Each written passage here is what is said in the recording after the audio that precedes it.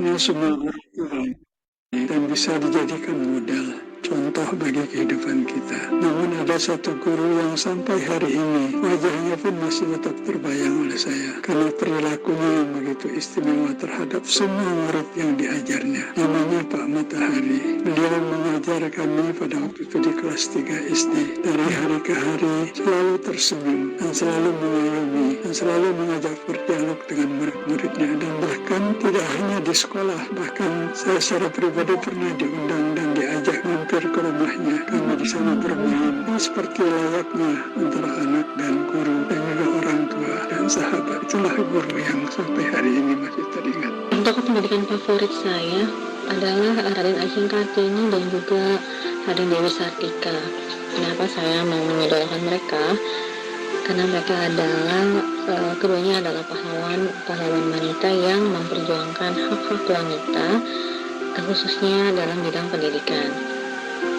Yang menurut mereka bahwa wanita pun mempunyai hak yang sama untuk meraih pendidikan, baik pendidikan formal maupun informal. Dan juga keduanya itu Raden Dewi Sartika dan juga Raden Ajeng Kartini itu sama-sama mendirikan sekolah khusus untuk perempuan, di mana Raden Dewi Sartika mendirikan sekolah istri namanya di mana dia wanita-wanita diajarkan untuk merendam, menjahit, memasak, menulis, dan keterampilan skill lainnya yang memang dibutuhkan pada saat itu. Dan juga Ajeng Kartini pun juga seperti kita ketahui juga mendirikan sebuah sekolah khusus untuk wanita. Aksi nyata yang mereka lakukan tersebut adalah merupakan suatu inspirasi yang luar biasa, khususnya bagi wanita-wanita zaman sekarang. Tokoh favorit saya adalah Ki Hajar Dewantoro. Mengapa saya mengidolakan beliau? Karena beliau sudah membawa Indonesia menjadi negara yang berpendidikan. Beliau mengeluarkan semboyan Tuturi Handayani. Tokoh pendidikan favorit saya adalah R.A. Kartini atau Raden Ajeng Kartini. Kenapa saya memfavoritkan ya? Karena berkat emansipasinya, wanita mendapatkan hak kesetaraan dengan kaum laki-laki. Tidak hanya emansipasinya, di akhir hayatnya beliau mendirikan sekolah, setahu saya sekolah di Rembang untuk para wanita pribumi supaya bisa merasakan pendidikan. Itu setahu saya, dan itulah alasan saya mengapa saya memfavoritkan beliau. Tokoh pendidikan favorit saya yaitu Ki Hajar Dewantara, karena beliau adalah salah satu beliau adalah salah satu tokoh yang sangat memperjuangkan pendidikan di Indonesia itu setara siapa saja, baik yang orang miskin, orang kaya itu mendapatkan pendidikan yang layak itu, sehingga bahkan sekarang hari lahirnya itu dijadikan Hari Pendidikan Nasional.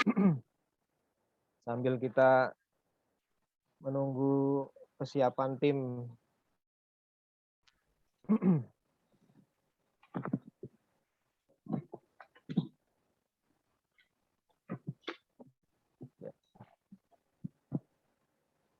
ya. Assalamualaikum warahmatullahi wabarakatuh.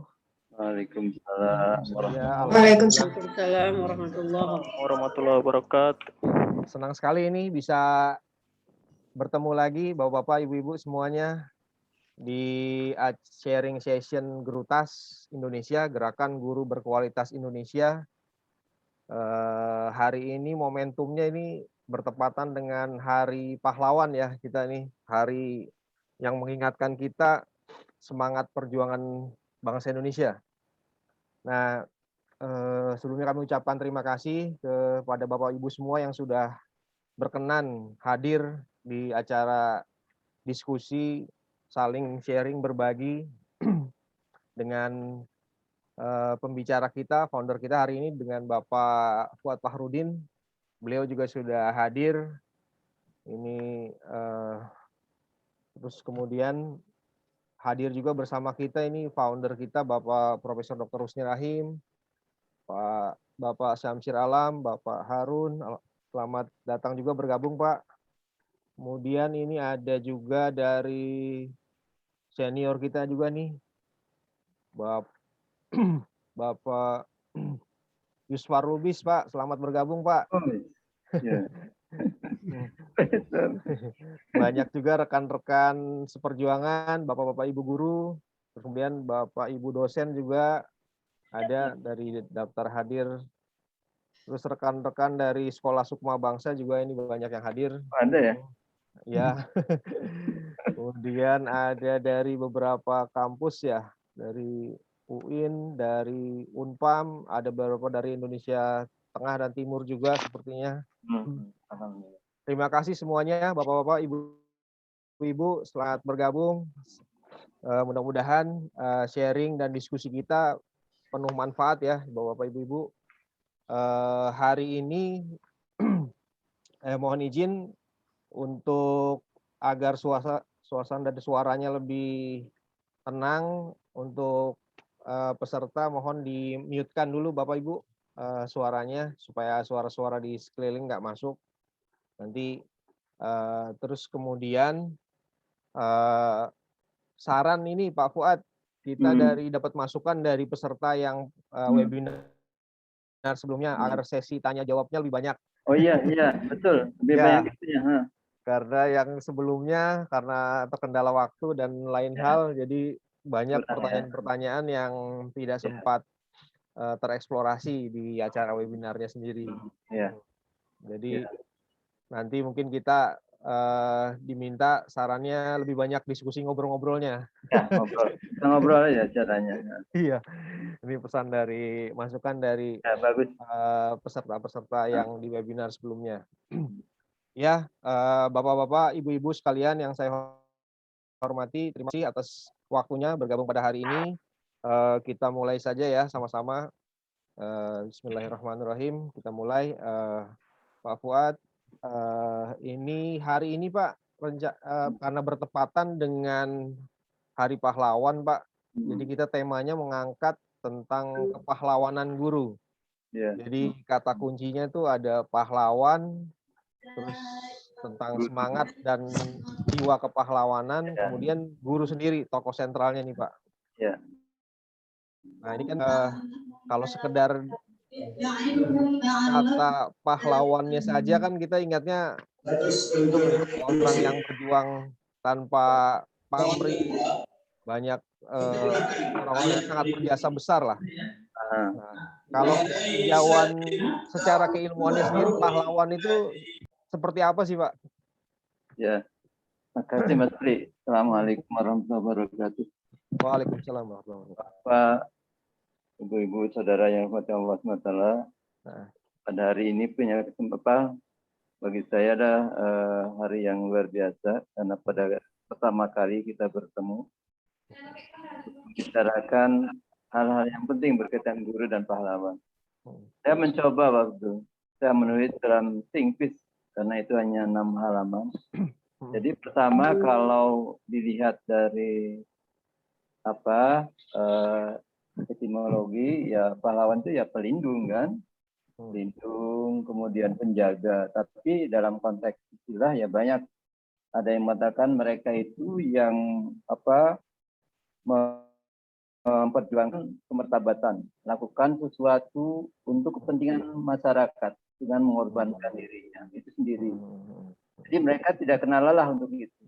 Dan oleh karena itu mereka juga memperjuangkan nilai, tidak hal kosong seperti yang seperti kita bayangkan, dia punya nilai yang diperjuangkan.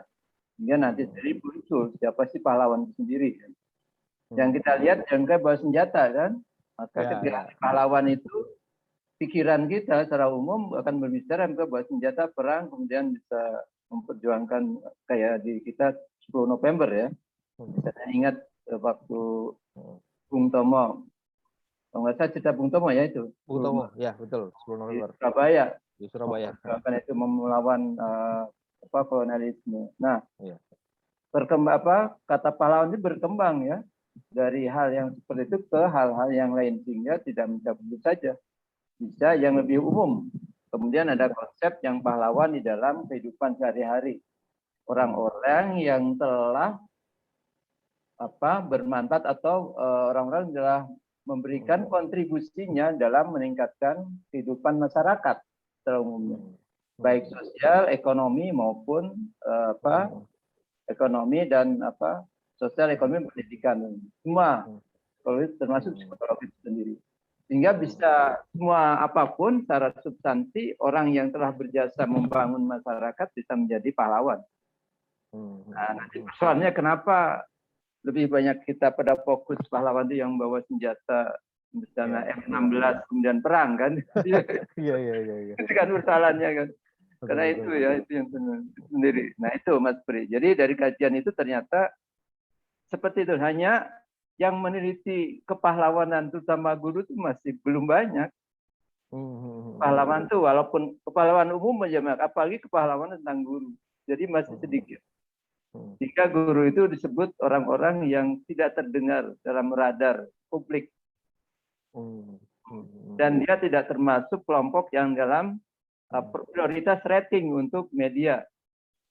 Misalnya TV maupun apa, ya wajar saja kemudian ketika ada guru yang telah berjuang mati-matian untuk mendidik anak, terutama misalnya kita bayangkan kalau itu di luar Jawa di perbatasan, terbatas misalnya kan, dia berjuang untuk melakukan masyarakat, apa itu tidak termasuk pahlawan kan?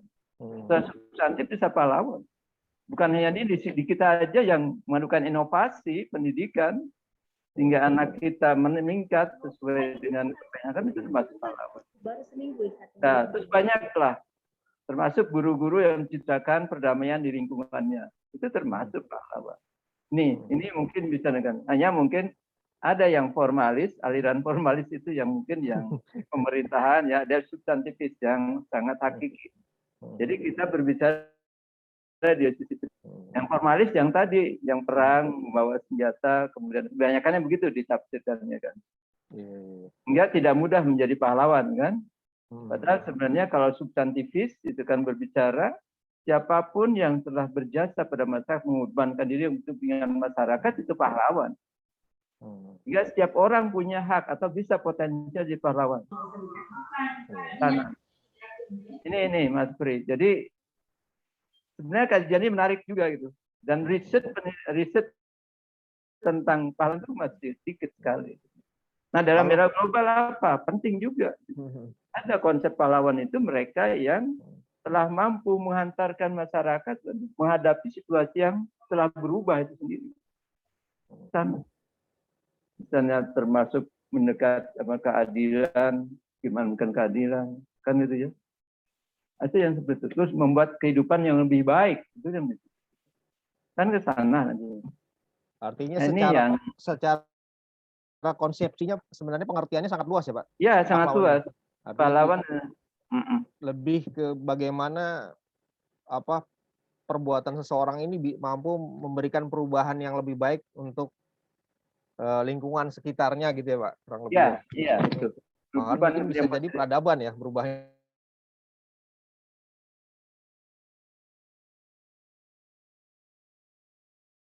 Apakah itu tidak menjadikan pahlawan kegiatan heroik seperti itu? Nah, sehingga kegiatan heroik itu ke sana bermanfaat. Bahkan ada yang lain itu dia berjuang sampai mengorbankan dirinya untuk masyarakat.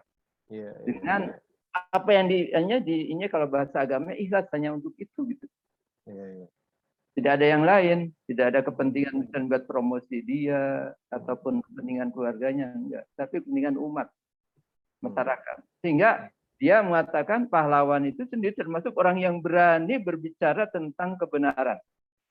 Kalau bahasa Arabnya kulil haq wal muron, gitu. Katakanlah kebenaran wal baik. Kemudian juga yang lainnya sebutkan pahlawan itu mereka yang berani mengorbankan dirinya. Tadi saya sebutkan. Kemudian dia berani melawan hal-hal kebatilan yang merusak masyarakat. Nah, perbuatan itu. Jadi kalau dia berani melawan itu, kemudian sehingga perbuatan itu ditumpas dan menjadi berubah, menjadi baik, itu termasuk pahlawan. Nah ini jadi sangat luas ke dimensinya. Jadi ke sana. Jadi tidak sempit yang awal kita baru belajar, belajar misalnya civic ya, atau dulu ada Dulu ada kewiraan ya. Perkuliahan ada kewiraan Pak. Kewiraan, tapi mungkin kewiraan ada, Pak. Seperti apa tuh? Karena saya tidak pernah belajar kewiraan. Seperti apa yang dianukan? Apakah membahas tentang kewirausahaan dalam konsep kepahlawanan dalam konsep pengertian substantifis yang tadi membahas orang-orang yang berjuang untuk kepentingan masyarakat. Nah, dan kemudian kegiatan heroik itu adalah kegiatan yang tadi membantu orang ke sana. Nah, ini yang kan heroik itu. Ya kayak misalnya guru membantu anak-anak belajar sampai dia mencapai tingkat tinggi, ya, anak-anak yang biasa, bukan kelompok yang sudah menengah. Karena anak yang standarnya biasa bisa naik pada depan itu membuat inovasi, dia mencari cara-cara yang terbaik gimana mengajar. Itu kan pahlawanan juga gitu.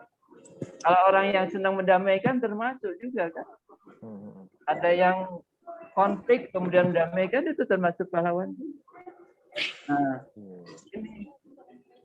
Nah, itu Jadi kita bisa mengkajinya lebih dalam ke karakter-karakter atau sikap kepahlawanannya berarti, Pak? Iya, sikap kepahlawanannya. Sehingga di sana ada pendekatan yang disebut dengan pendekatan objektifis.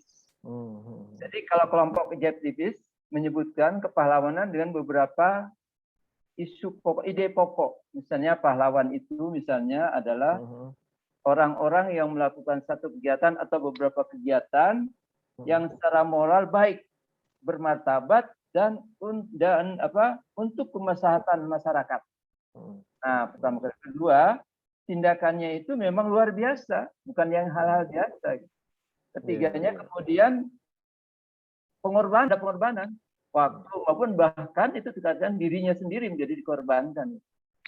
Nah, kemudian berani menanggung risiko. Apapun yang dihadapinya dengan niat bagus dan perbuatan bagus akan dihadapi.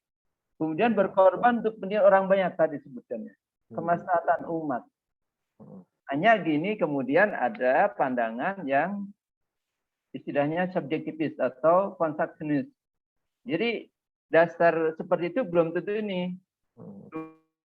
Belum tentu tidak menuju ke sana, tapi ini kaitannya yang substantifis itu kepahlawan dalam konteks tadi. Daily activities.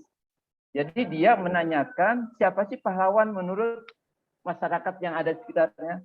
Nah, di situ ada studi. Pertama kan ada 5, misalnya ada hasil penelitian itu ada yang 8 kategori misalnya. Misalnya kategori karakteristik yang disebut dengan the great 8 traits of hero. Misalnya apa? Cerdas, kokoh, amanah atau dapat dipercaya, tangguh, perhatian, karismatik, tidak ego atau anani, dan memberi inspirasi. Ini termasuk. Tapi juga kemudian penelitian lain yang melengkapi. Mereka menyebutkan ada 13 karakteristik pokok. Pertama, berani. Mereka memiliki integritas moral. Kemudian berprinsip, orang-orang prinsip. Kemudian keberanian, dalam pengertian mendorong keberanian pada orang lain. Tiga ini, bukan discourage, tapi encourage. Kemudian juga bersedia atau siap berkorban. Siap berkorban. Kemudian siap melindungi orang lain. Hak orang lain, psikologis maupun sosial ataupun ekonomi orang. Kemudian jujur. Tidak anani, berpikiran kuat. Jadi punya konsep. Konsep yang kuat. Kemudian juga menyelamatkan orang lain. Kemudian memberi inspirasi dan ringan tangan. Jadi cepat bantu, dia harus diminta, dia udah ngerti sendiri ya. Nah, gitu. Jadi gitu. Jadi itu tidak harus diminta lah. Ya. Kemudian ada yang tambahannya katanya yang spottingnya itu diantara lain dia selalu proaktif, jemput bola, tidak pernah menunggu itu jemput bola. Kemudian juga rendah hati. Tidak pernah apa yang kayak pongah kan, tidak begitu tidak. Kemudian kokoh tadi sudah. Berani mengambil risiko tadi. Tidak pengecut. Nah, tidak pengecut atau penakut. Penuh perhatian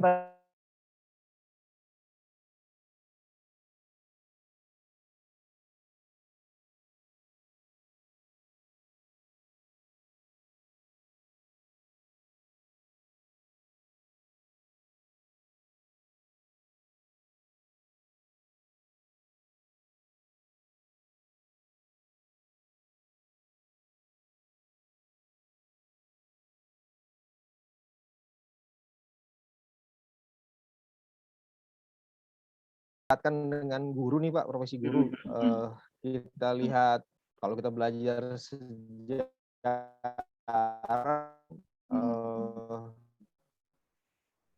banyak tokoh besar baik di diri Bapak kemudian besar dunia juga yang memang sebenarnya pendidik seperti apa kalau di bangsa kita kan ada Panglima Besar Jenderal Sudirman, beliau juga dulu guru dan kepala sekolah.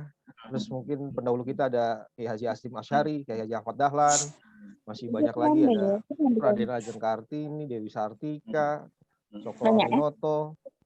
Bahkan kalau di luar itu Bunda Teresa juga guru itu Pak dulunya. Iya, betul. Mungkin kalau kita orang Muslim, Rasulullah juga kan pendidik juga. Artinya pendidik atau guru ini kan punya peran yang sangat besar ya Pak. Iya. Ke umat, ke peradaban, artinya dekat dengan sisi kepahlawanan tadi Pak. Nah, kalau tinjauan bagaimana sih sebenarnya guru ini bisa menjadi sosok yang pahlawan Pak? Ya. Guru seperti apa nih yang bisa, karena bebannya kan besar, beban sejarah, beban masa depan sepertinya kalau guru ini. Jadi pertama kita harus melihat secara umum bahwa setiap orang itu bisa menjadi pahlawan. Artinya punya potensi pahlawan. Bahkan disebutkan manusia itu menjadi dermaga atau pelabuhan dari potensi pahlawan. Asal dia mampu memanfaatkan potensi itu dalam manifestasi. Pahlawan itu dalam apa? Dalam kehidupan keseharian, kepahlawan itu dalam tindakan yang darinya pada tadi kemanusiaan. Misalnya sayang. Sayang bisa ditransformasi pada kegiatan yang lebih besar, pada kegiatan menyayangi masyarakat umat yang tertindas misalnya. Kan gitu. Tertindas secara ekonomi, secara budaya, misalnya sosial, kemudian dia berjuang untuk itu ada pahlawan juga kan. Wah, guru kan di situ, kemudian guru kan konteksnya masyarakat kan, ke depan bangsa kan di depan. Di sana hanya duduk persoalannya guru pekerjaan yang itu tidak diketahui itu biasanya kurang laris pasar. Laris pasar disebutnya adalah les yang kurang dikenal, kurang diingat oleh media masyarakat umum. Dan sehingga tidak masuk, tidak terdengar dan tidak diungkap menjadi bagian yang itu kegiatan heroik. Nah, ke sana ini persoalannya. Sehingga yang dikenal itu misalnya yang sangat glamor, kalau istilah Wright itu glamour activities. Nah, bisa kita tahu lah, kalau yang glamour activities, orang akan selalu melihat itu. Kalau guru termasuk pemadam kebakaran, perawat, terus apalagi pembimbing masyarakat, penyuluh, kan nggak kelihatan oleh publik. Nggak masuk. Nggak masuk radar itu persoalannya kan gitu. Padahal itu termasuk bagian dari fungsi enhancing, mengangkat dan mengembangkan masyarakat. Nah, lantaran itu, terutama di masyarakat yang budayanya sangat cenderung ke glamoran, formalis dan glamor. Nah, akan ke sana orang yang dikenal. Orang-orang dikenal dengan misalnya apa aja ini jadi umpat. Misalnya kalau artis jam apa aja itu cepat kan dianggap, atau dalam olahraga itu cepat langsung dianggap pahlawannya.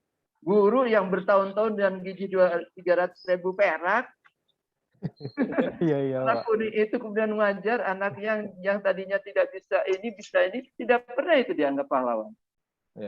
Nah, ini yang dipersoalannya. Apresiasi terhadap itu.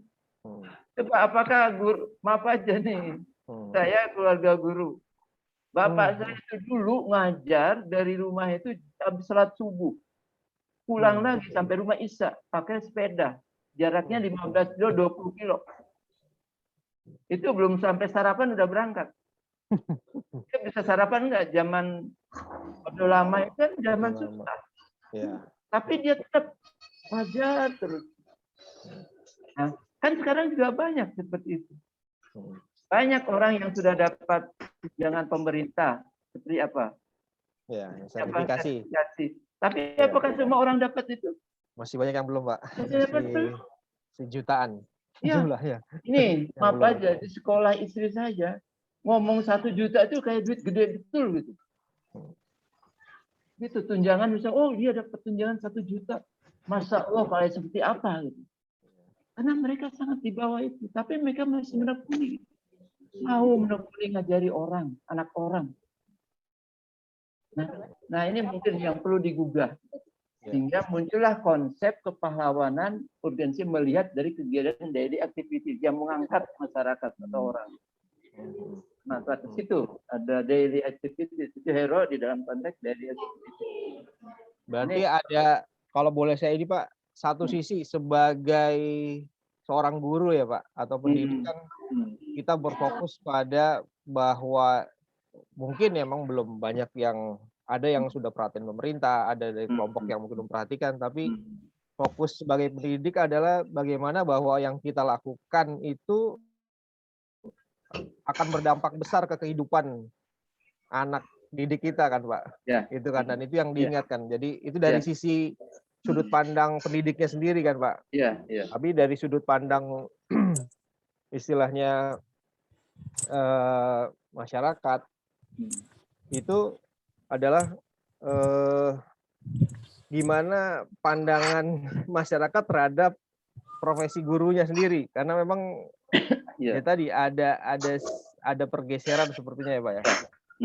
Yang mungkin tadi contoh dari Pak Fuad, orang tua Pak Fuad juga guru yang mengajar dengan penuh tadi keikhlasan, mungkin bayarannya nggak seberapa lah, karena itu nggak bisa dinilai dari situ kan.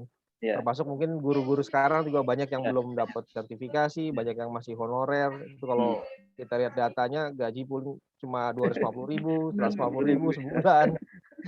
Sementara kehidupan nggak akan nutup gitu kan. Dan sudah mengabdi belasan puluhan tahun. Jadi dari sudut pandang guru kan, atau yang mau menjadi guru itu udah memilih ya udah ini pengabdian. Ya Pak, tadi sikap-sikap karakter kepahlawanannya. Tapi dari sudut pandang kita, misalnya kalau kita sebagai masyarakat umum, bagaimana nih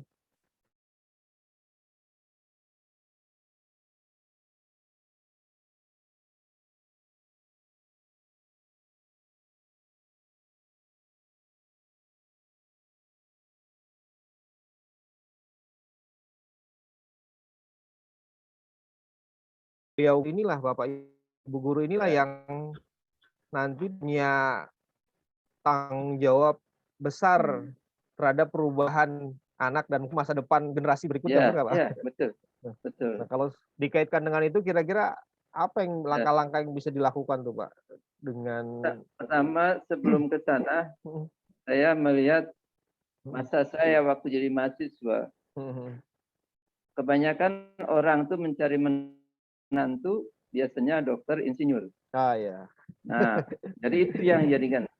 Guru nggak jadi favorit ya, yang Pak? memilih guru, ya, yang memilih ya? guru itu mungkin orang-orang yang mungkin di pinggiran ya. Kalau kayak istri saya itu kalau orang pesantren mungkin dia mau, tapi enggak. Nah, artinya waktu itu prioritas profesi itu bukan ke situ. Tapi sekarang udah bergeser, ada penghargaan.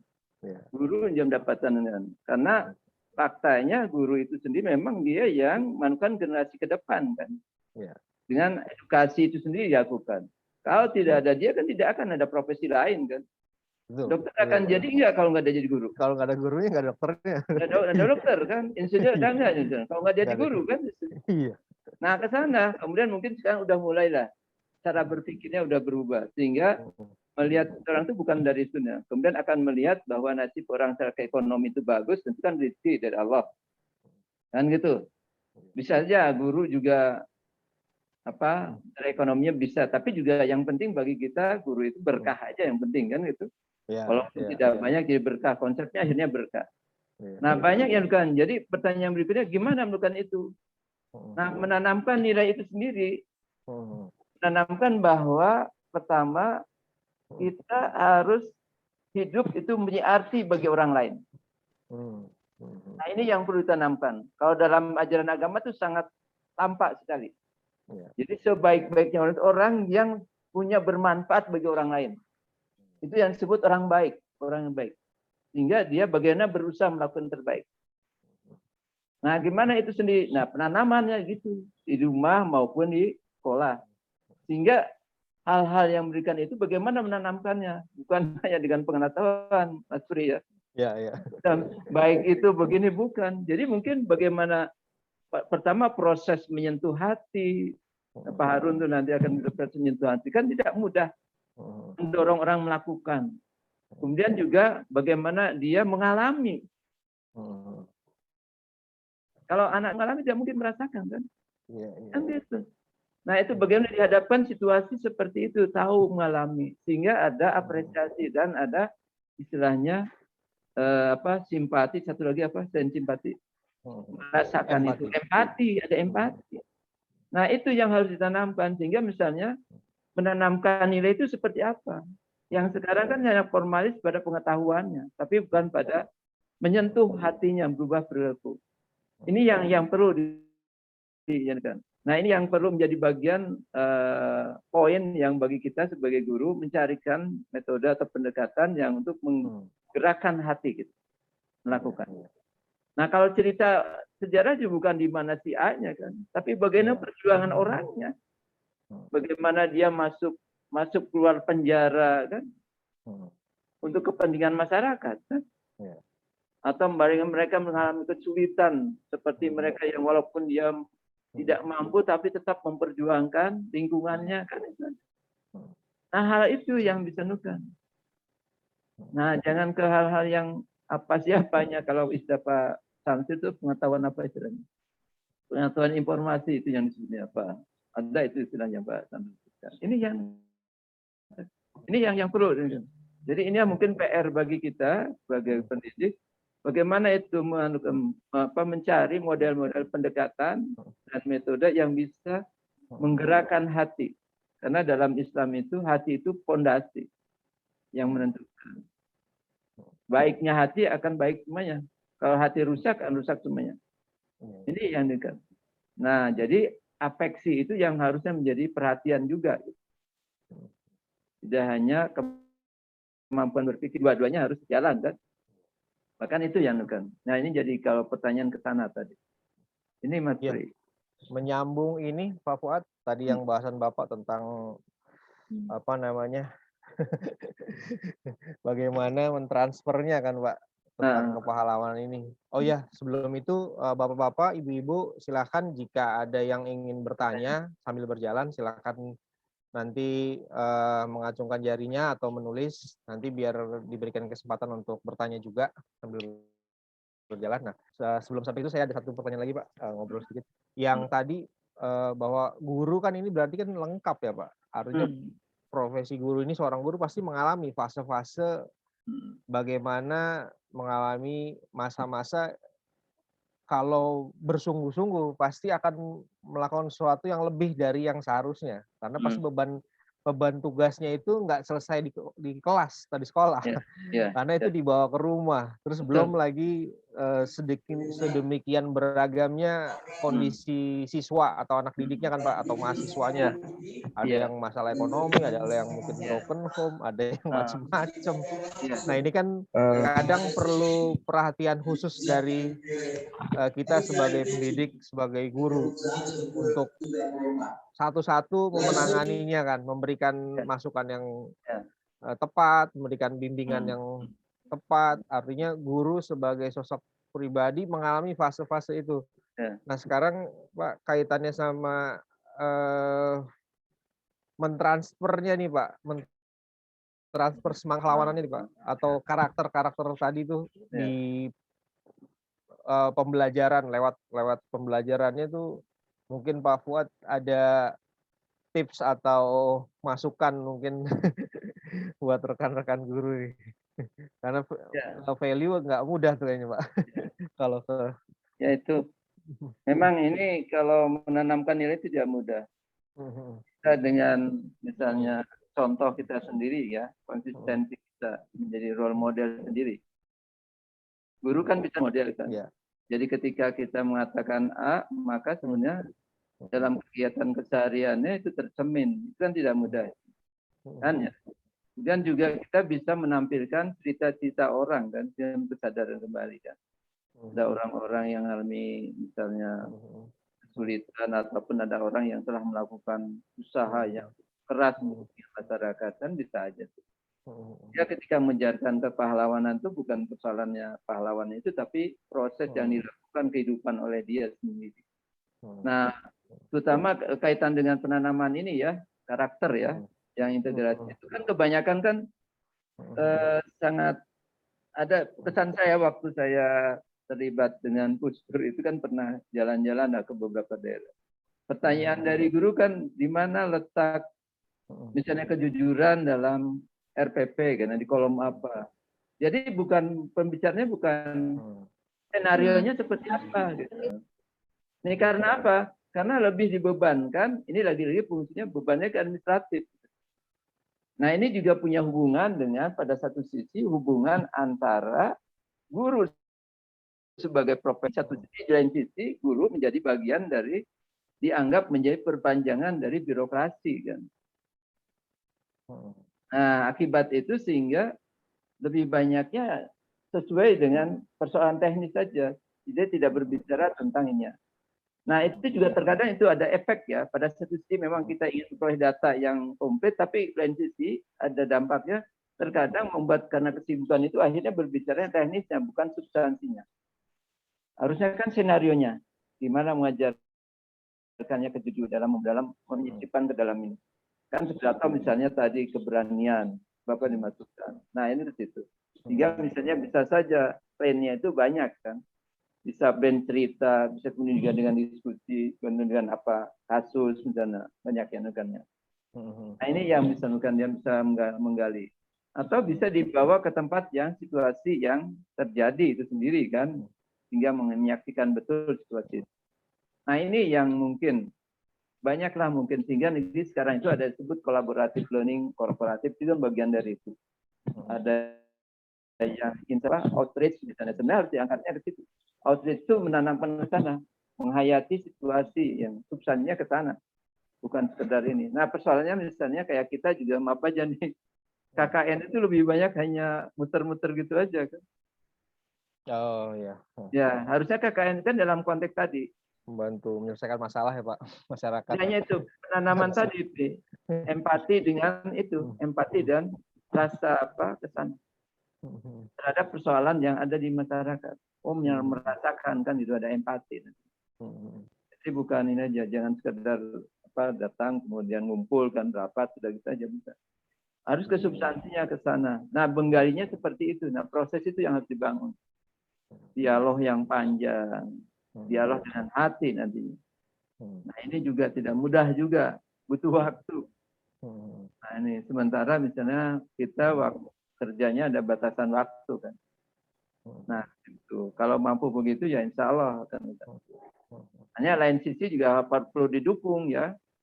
Situasinya perlu kondisi yang kondusif kemudian dia keperluan dari si gurunya sendiri biar tidak harus memikirkan yang lain. Nah ini juga kita belum sih. Harus memikirkan yang banyak. Kalau anaknya 5 kayak saya. Gimana yang satu kuliah, yang kuliahnya 2. Misalnya kuliahnya 3. Satu SMA itu kan sambil menukan tugas sebagai guru mikirin itu juga kan. Betul Pak. Nah ini juga masalah juga kan.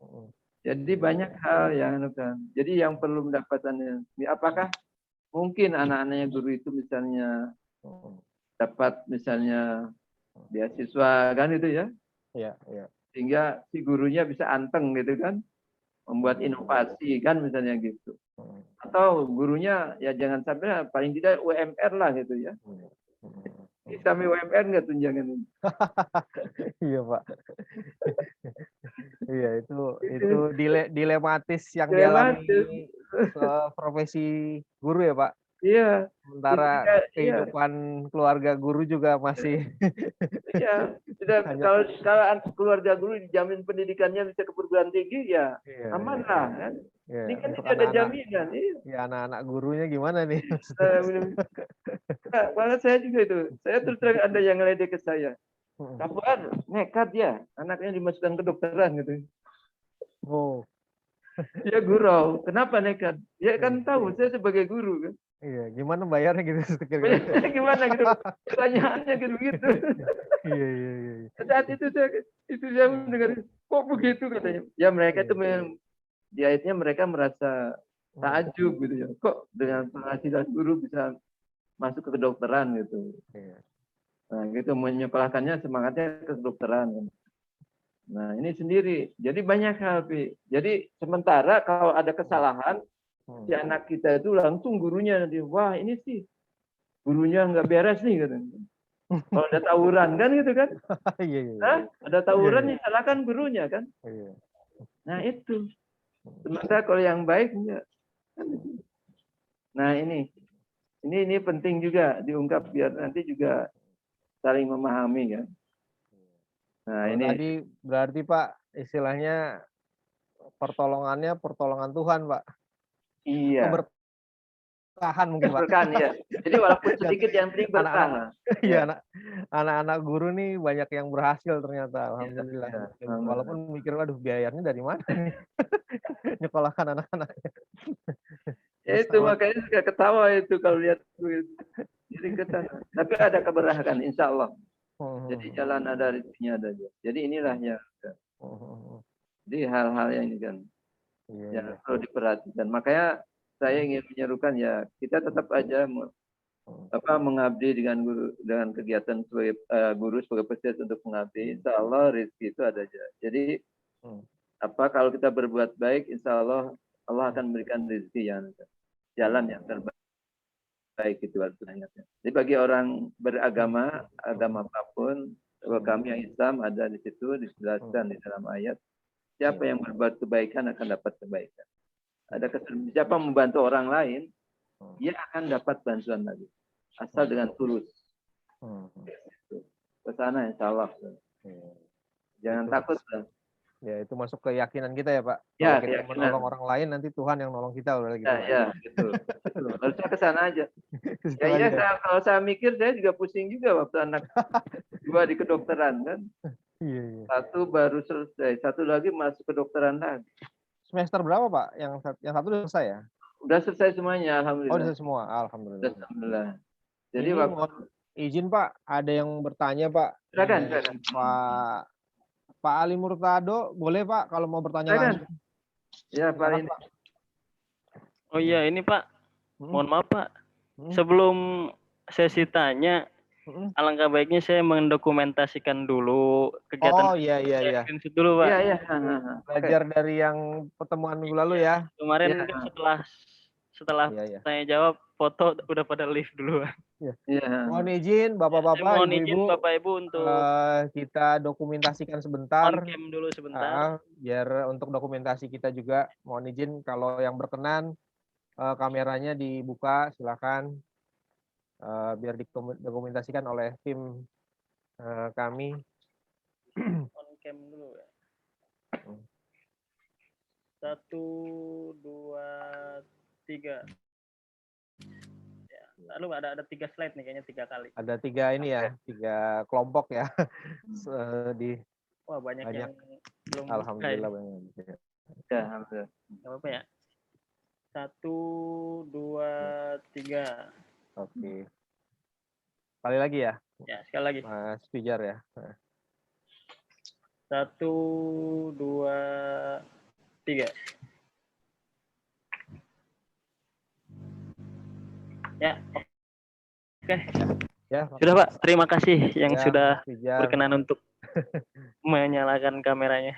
Iya.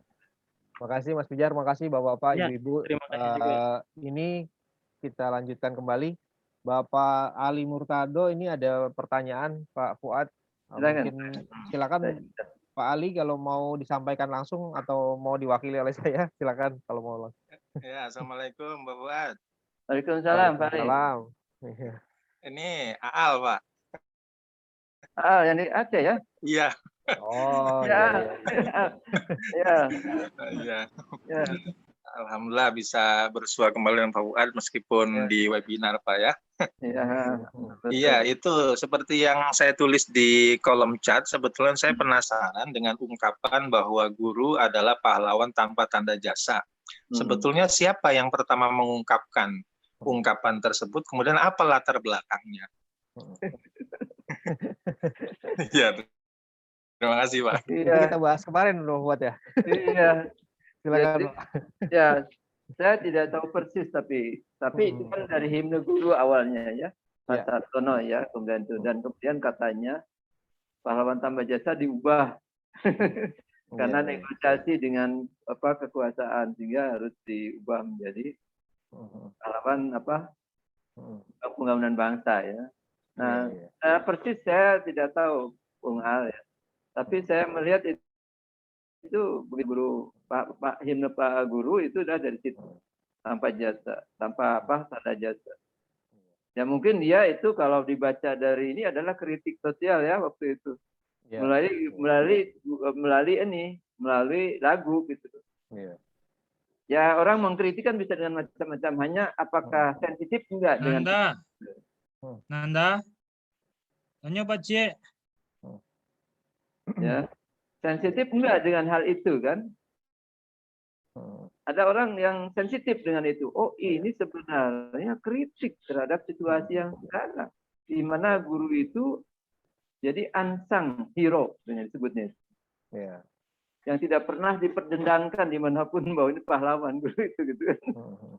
Karena itu berlainan dengan yang lain yang saya sebutkan. Nah, yang sangat orang yang sering ngumpul dalam kelompok-kelompok yang sering selebritas ya, yang dikenal itu kan sering mudah diungkap diungkap orang.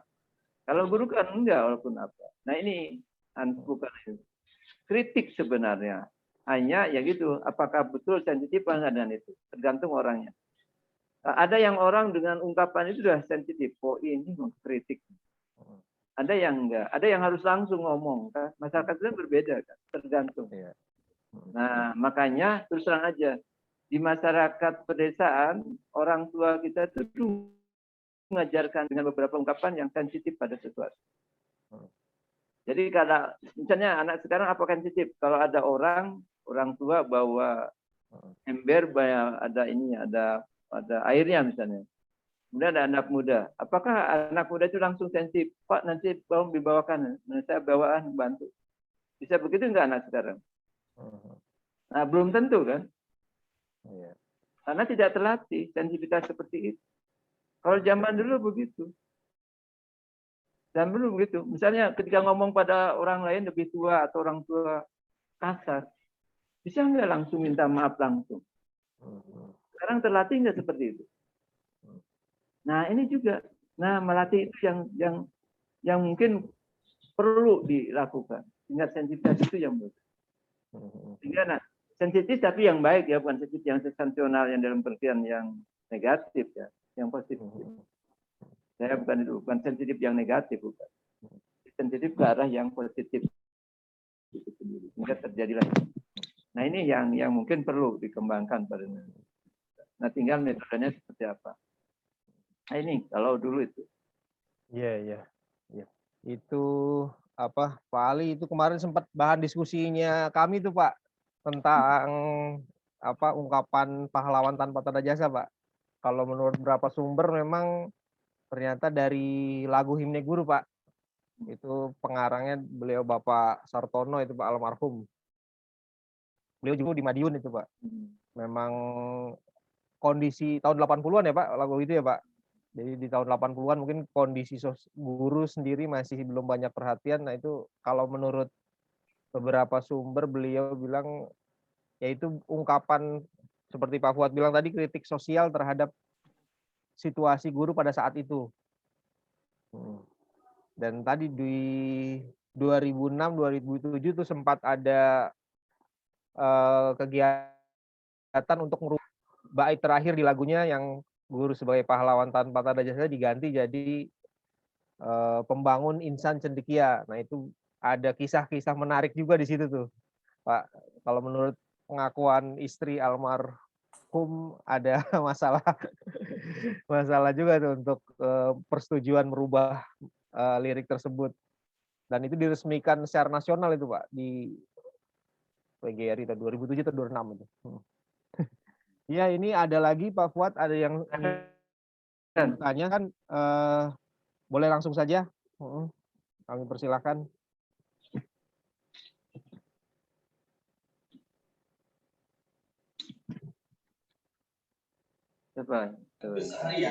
Saya boleh Pak?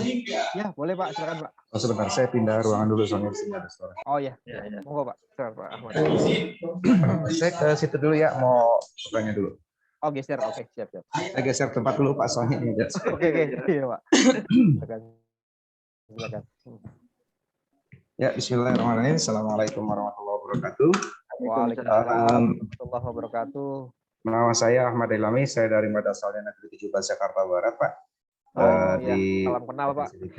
Ya sama-sama. Assalamualaikum Bapak Ibu semuanya, salam kenal dengan saya. Warahmatullahi wabarakatuh. Gini, tadi luar biasa ya, saya sangat tertarik dengan paparan serta diskusi saling pingpong antara Pak Supri dengan Pak Fuad ini biasa sangat menarik gitu. Saya terpancing dengan bagaimana tantangan seorang guru atau profesi guru di masa-masa perkembangan saat ini. Suara saya terdengar putus atau enggak ya? Mohon maaf. Jelas Pak, jelas Pak. Oke, jelas ya.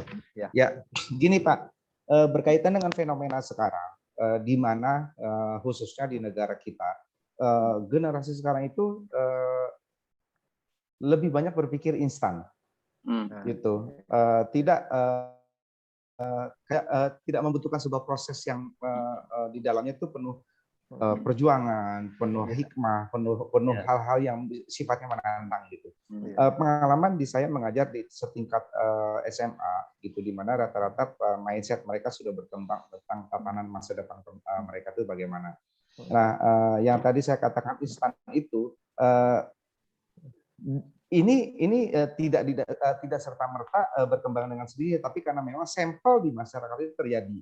Contoh gini, ini hal yang pertama yang mungkin menjadi keluhan saya di pribadi saya. Guru pekerjaannya sangat serius, gitu. Tapi income-nya atau gajinya itu main-main, gitu kan? Benar nggak? Tapi mereka para insan-insan yang ada di industri entertainment, gajinya serius. Tapi pekerjaannya isinya main-main, gitu, bener nggak? Gitu. Jadi kayak padahal yang mereka tampilkan, yang mereka berikan dalam sebuah tayangan ataupun tontonan untuk dinikmati para masyarakat, dalam hal ini generasi muda, itu tidak sepenuhnya, bahkan boleh dikatakan persentase edukasi kecil, gitu. Pertanyaan besar, mana sih media televisi yang benar-benar pure mengembangkan edukasi dalam setiap tayangannya? Saya pikir hanya beberapa persen, gitu. Itu pun tidak mencapai 10%. Nah, lebih banyak kepada hal-hal yang bersifat pameritas, kemudian gaya hidup atau lifestyle, kemudian perkembangan zaman yang berkaitan dengan bagaimana menghadapi kehidupan dengan gaya hedonis dan sebagainya. Ya, di sini sebenarnya tantangan kita sebagai guru untuk bisa mematahkan pola tersebut, bahwa hidup itu enggak serta-merta dengan lifestyle aja, gitu. Hidup itu tidak serta-merta diukur dengan seberapa besar materi yang kita miliki secara material dalam artian ekonomi dan sebagainya. Nah, saya pikir itu bagian dari salah satu keluhan saya yang mungkin kira-kira menurut Pak Fuad atau mungkin Pak Supri atau mungkin teman-teman di sini bisa memberikan sebuah pencerahan untuk kita, memberikan sebuah pikiran kepada peserta didik kita bahwa instan itu tidak selamanya benar, gitu. Instan itu tidak selamanya benar, gitu. Even sebenarnya di dalamnya pun masih ada hal-hal yang boleh dikatakan benar. Tapi mereka mendapatkan pemikiran itu kan bukan karena memang contoh dari pahlawan-pahlawan yang ada, gitu loh. Tapi karena keseharian mereka menikmati tayangan-tayangan betapa nikmatnya hidup dengan gaya tinggi dan sebagainya gitu.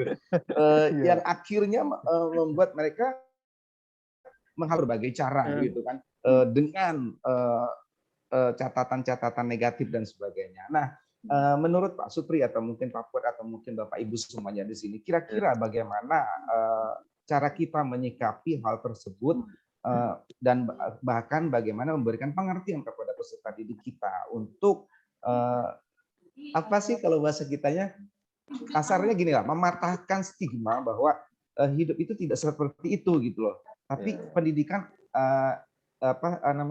pendidikan is number one gitu. Pendidikan itu nomor 1 gitu. Itu yang paling penting gitu. Meskipun sebenarnya bukan artinya orang yang tidak berpendidikan itu tidak akan sukses gitu. Orang yang pendidikan tinggi pun belum tentu sukses karena apa? Kembali kepada mindsetnya gitu. Kira-kira seperti itu Pak. Katakanlah paparan atau mungkin keluhan saya terkait dengan perkembangan masyarakat Jawa Timur. Terima kasih banyak. Assalamualaikum warahmatullahi wabarakatuh. Waalaikumsalam warahmatullahi wabarakatuh. Pak Ahmad Tailami, waduh luar biasa nih Pak. Silakan Pak Fuad.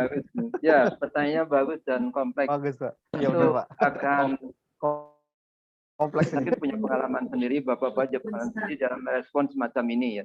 Iya. Mungkin yang saya sampaikan adalah pengalaman pribadi merespon itu dalam keluarga yang mungkin belum tentu sama kan dengan yang lain karena berbeda yang dihadapinya.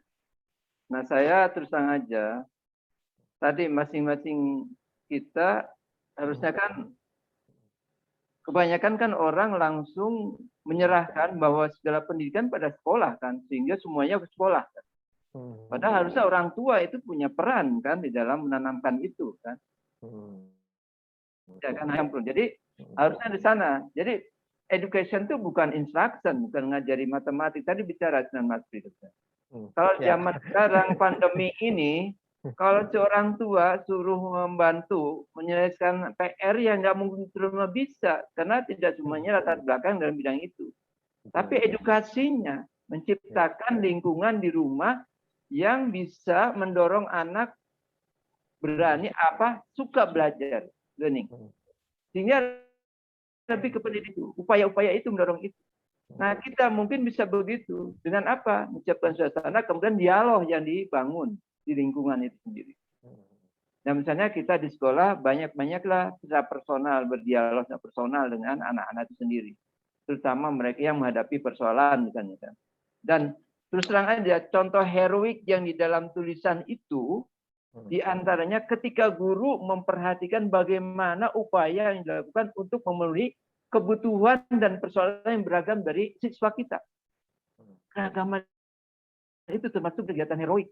Karena itu tidak bisa dalam sehari memikirkan itu, banyak faktornya. Masing-masing kepala berbeda, cara berpikirnya, dan hatinya juga berbeda. Kita tidak tahu rasanya kan. Kita berbicara kan tidak pada seorang itu bukan dengan akalnya saja kan. Hatinya juga, rasanya kan. Kalau komunikasi tanpa rasa juga nanti ini kering kan. Nah, untuk menyentuh tadi Pak, saya melihatnya dengan perasaan itu.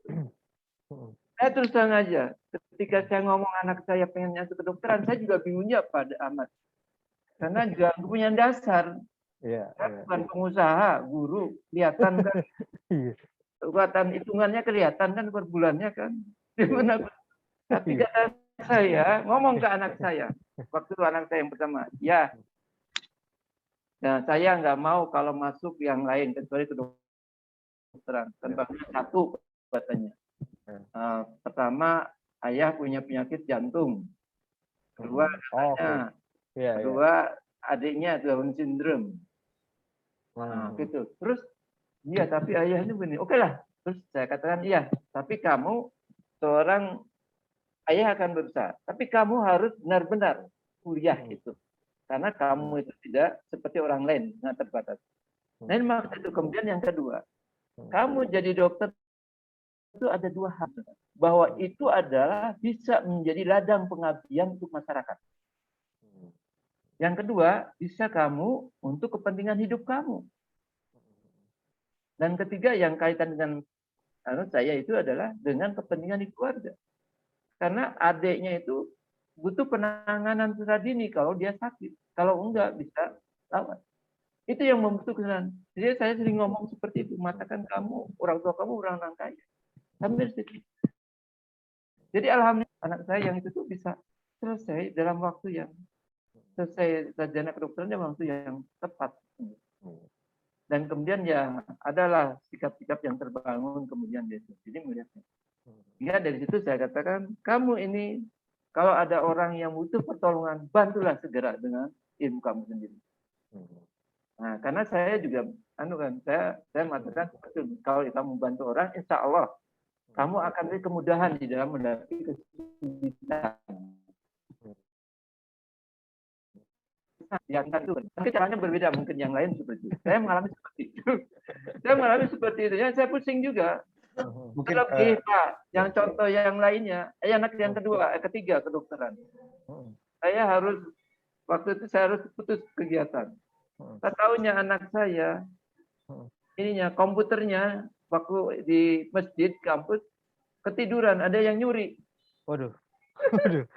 Mana saya bingung ini, meyakinkan anak itu. Bagaimana sadar, kamu tetap jangan berhenti ataupun putus di tengah jalan, jangan sampai. Jalan, sehingga tidak sampai nanti. Saya katakan, kamu manfaatkan fasilitas kampus, sabar aja. Misalnya di lab komputer. Tahun berapa? 1 tahun Pak di lab komputer terus Pak mengajar. Karena tidak punya. Nah setelah itu saya dapat rezeki, ada pekerjaan tawaran menjadi komponen sulfon. Wah saya baru beli Pak komputer satu-satu. Nah ke situ Pak. Nah itu meyakinkan anak supaya tidak putus. Karena gini Pak, maaf aja nih, dari pribadi saya terus terang aja, saya pernah cerita. Dulu saya itu Pak tertarik dengan sastra Arab. Yang masuk adab. Di rumah bapak saya guru agama, ngajarinya saudara. Tapi saudara saya, masih saudara, udah jadi saudara saya. Kamu jangan masuk bahasa Arab. Saya di adab. Kamu kan orang tua kamu tidak punya. Jadi kalau kamu masuk itu, kalau bapak kamu tidak bisa membayari, melanjutkan kuliah, kamu berhenti. Kamu masuk bahasa Inggris saja. Bahasa Inggris itu baru semester 1 aja. Tawaran itu ada. Betul Pak apa yang terjadi. Baru semester kedua, tahun pertama, datang surat dari bapak saya. Nanda, saya sudah tidak mampu membiayai. Tapi jangan pulang sebelum kamu selesai. Kalau bapak digitukan gimana? Pusing nggak? Udah langsung nggak bisa mundur Pak, maju udah. Maju. Ya saya coba berusaha. Bermuter nanya teman-teman, ada enggak lowongan ngajar pribadi. Terus sampai muter. Akhirnya dapat jadi guru. Pertama jadi guru agama, Pak. Padahal waktu itu kita masih muda yang kelakuannya belum tentu sesuai dengan guru agama. Tapi kemudian saya coba, alhamdulillah saya bisa menerapkan menjadi guru agama. Baru setelah itu sampai dijalani, waktu itu ada istilahnya sarjana muda. Nah, ungkapan ini Pak, ungkapan bapak saya, kamu jangan pulang sebelum itu yang membuat saya harus tahan itu. Nah, ke sana. Jadi saya menanamkan pada anak saya apa yang dialami saya. Ke sana. Jadi mungkin ada yang lain. Iya, Pak Ahmad Dailani. Berarti kalau dari Pak Fuad tuh memang budaya instan ini kan udah di mana-mana ya Pak. Iya. Dan kalau boleh izin menambahkan tadi Pak Fuad bilang kan tentang lebih ke penyadaran tuh Pak. Dan itu nggak mudah memang, nggak mudah banget. Dan yang instan itu ya karena terkesannya instan Pak. Yang ditampakkan itu kan yang terkesannya instan. Jadi maksudnya sebenarnya tidak instan. Saya coba mungkin share sedikit tentang kita pernah ada juga maksudnya mengalami hal yang sama Pak. Itu mungkin ini sebuah ide. Itu kita ajak anak-anak untuk bahwa yang instan pun tidak instan. Jadi maksudnya kita mengarahkan ke pembelajaran tadi Pak Fuad kan penyadaran ini nggak mudah nih. Tadi Pak Fuad sudah menjelaskan tuh tentang proses penyadaran panjang kan dengan pengalaman pribadi Pak Fuad sendiri untuk menanamkan ke anak-anak kan. Nah, tapi kalau kita mungkin ini pengalaman sendiri juga sama bahwa kenapa siswa atau anak didik tuh terkesan menyenangi instan ya, karena yang terlihat instan. Tapi sebenarnya instan pun tidak instan. Mungkin contoh sederhananya, mie instan aja masaknya nggak instan, Pak. Iya kan? Bahan ini kalau kita buat apa namanya simulasi, anggaplah kalau di sekolah kan kita suka buat ya Pak, simulasi kegiatan yang sederhana aja. Oke. Mungkin maksudnya gini kali Pak, ya betul instan itu memang betul instan, tapi hanya perbedaan dari prosesnya. Gitu. Betul, Di mana instan itu prosesnya lebih cepat gitu, bukan artinya instan itu tidak ada prosesnya, betul ada prosesnya gitu, saya setuju. Tapi prosesnya aja yang lebih pendek gitu. Nah, ini Pak yang kita ajak diskusi Pak, karena kan PR-nya sebenarnya penyadarannya kan. Betul. Contohnya misalkan tadi kayak saya contoh mungkin dari yang fase sederhana menggambarkan contohnya anak-anak tahu mie instan kan. Coba aja anak-anak itu kalau dalam proses kita dulu kita ajak anak-anak, coba anak-anak. Ini sebenarnya kita mau belajar tentang budaya instan, tapi kita nggak ke situ dulu. Ini sebuah simulasi sederhana. Anak-anak coba bikin grouping per kelompok, coba buatkan mie instan paling enak. Tahapannya, peralatannya, terus langkah-langkahnya sampai jadi. Nah, di situ ternyata anak-anak belajar, Pak.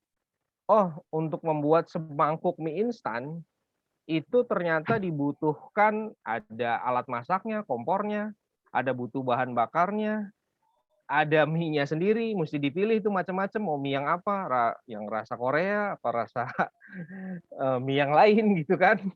Terus kemudian juga ternyata kalau mau ditambahin lebih enak, ada yang mungkin dikasih acar, dikasih macam-macam. Nah, langkah-langkah ini Pak, ternyata kita mau anggaplah mie yang mau siap kita makan pun itu kan sebuah sesuatu yang ingin kita capai, Pak. Cita-citakan, anggaplah mau jadi dokter, anggaplah mau jadi insinyur gitu kan, Pak. Tapi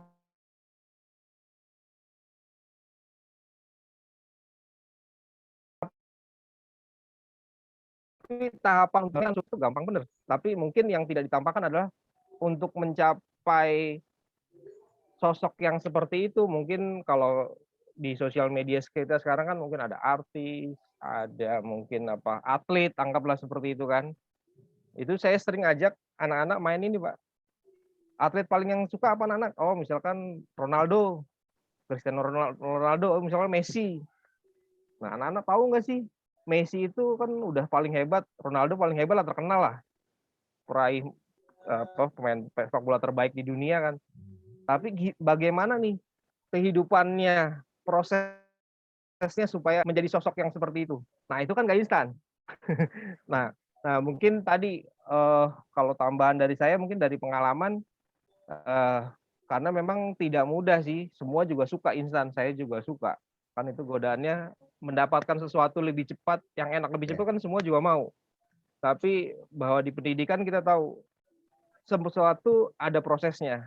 Cepat atau lambat ya tergantung kita memprosesnya kan. Kira-kira itu mungkin Pak kalau dari pengalaman saya Pak, dari Pak Fuad.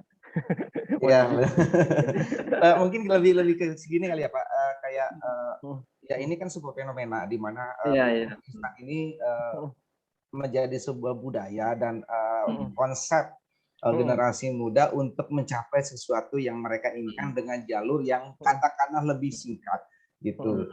Even di dalamnya juga memang ada prosesnya gitu. Nah, mungkin kita nih sebagai insan pendidik, alangkah baiknya kita mungkin memberikan sebuah katakanlah apa ya, semacam pemikiran kepada mereka pihak terkait dalam dunia pendidikan atau mereka stakeholder dalam pengelola pendidikan di tingkat atas untuk bisa mensinergikan antara pendidikan dengan mindset yang berkembang gitu, karena posisi atau profesi guru ini sudah tidak menjadi sebuah impian gitu. Seorang guru tidak lagi menjadi panutan gitu, karena panutan mereka itu adalah kepada seberapa sering atau mereka yang sering mereka tonton, mereka lihat bahwa hidupnya enak gitu dan sebagainya gitu. Padahal kalau dibalik itu semua kita paham dan kita menyadari sebagai guru bahwa menjadi guru tuh berkahnya luar biasa. Fine kalau secara material kita memang tidak banyak gitu, tapi keberkahan insya Allah gitu nggak akan pernah berhenti gitu kan. Karena pengalaman juga seperti itu. Ya saya yakin 100% semua yang di sini merasakan hal itu gitu kan, atau mungkin belum merasakan, mudah-mudahan dalam waktu cepat akan merasakan hikmah dari berkahnya seorang profesi guru. Karena saya ngelihat di sini ada beberapa Bapak Ibu semua yang mungkin menurut saya adalah orang tua saya ya, seperti salam kenal Bapak Husni Rahim, Bapak Yusuf Rubis, luar biasa gitu. Mudah-mudahan saya bisa istiqomah seperti Bapak-bapak juga gitu. Tetap berada di jalur pendidik gitu di usia Bapak yang ya Allah, ini inspirasi buat saya. Jujur usia saya baru kepala 4, baru di awal kepala 4, tapi saya merasa bahwa pengalaman saya masih sangat kecil gitu kan. Masih sangat sedikit gitu, dan menurut saya Pak Husni, Pak Fuad dan sebagainya atau teman-teman semua adalah orang-orang yang luar biasa, dan mudah-mudahan kita semua menjadi kembali sebagai orang-orang yang dibutuhkan, di mana para pendidik atau para generasi muda membutuhkan sebuah bimbingan dalam mencapai cita-cita mereka. Terima kasih banyak. Assalamualaikum warahmatullahi wabarakatuh. Terima kasih Pak Ahmad Dailami. Ini Pak berikutnya Pak dari Ibu Nailul Autar ya. Silakan. Oh, Bapak itu. Bapak, maaf. Silakan dipersilakan Pak. Silakan. Halo, assalamualaikum warahmatullahi wabarakatuh. Waalaikumsalam warahmatullahi wabarakatuh Pak. Silakan. Selamat siang semuanya. Mohon maaf mungkin saya tidak bisa menghidupkan kamera karena beberapa alasan, karena sedang bekerja juga. Silakan Pak. Jadi kan pertanyaan saya sekarang ini adalah, ini kan kita hidup di zaman disrupsi nih. Pandemi ini kan mengubah banyak pendidikan kita. Media pembelajarannya berubah drastis, yang awalnya itu kita secara manual mengajar di kelas, kemudian transisinya jauh bergeser ke dunia digital dan virtual. Nah, jadi maksud saya ini kan awalnya di awal-awal itu kan anak-anak melihat guru itu sebagai sumber ilmu dia. Cuman dalam perkembangannya sekarang itu kan media belajar anak-anak itu bukan hanya tok guru saja dan buku saja, tapi berkembang banyak platform-platform virtual yang kemudian bisa menjadi media belajar anak-anak. Nah, kemudian esensi kita ini selaku guru menjadi pahlawan bagi anak-anak apakah tergeser dengan dengan adanya perubahan disrupsi dunia pendidikan kita ini, Pak? Itu saja pertanyaan saya, Pak. Terima kasih. Assalamualaikum. Pak Nailul Autar. Pak Nailul, terima kasih Pak. Silakan Pak Fuad. Ya, pertama apakah pertanyaannya apakah itu ya itu perlu distudi ya. Biar hanya misalnya apakah memang keadaan sekarang kita harus membedakan dalam pengertian murid bisa mencari sumber belajar yang banyak karena dalam kondisi sekarang. Tapi kemudian betul peran guru akan jadi perubahan, tapi tetap aja guru menjadi apa sekarang? Konsepsinya yang dulu mungkin source of information segalanya, sekarang tidak. Tapi menjadi facilitating kan? Dalam konsepnya itu, dalam sekarang itu how to learn-nya itu. Ibaratnya itu kayak sekarang banyak kan, informasi kan banyak di mana-mana. Nah, guru itu memberikan itu facilitating, bisa membuka gudang itu, kunci-kuncinya itu, dia bisa memilih mana yang penting, mana yang enggak kan, yang bisa menunjang penelitian. Kemudian pada konsep pada sikap-sikapnya itu sendiri. Betul anehnya. Jadi berubah, tapi perannya mungkin tidak seperti dulu, peran yang konvensional dulu, source of information segalanya. Sekarang tidak, tapi dia menjadi pembimbing, how to learn-nya ke sana.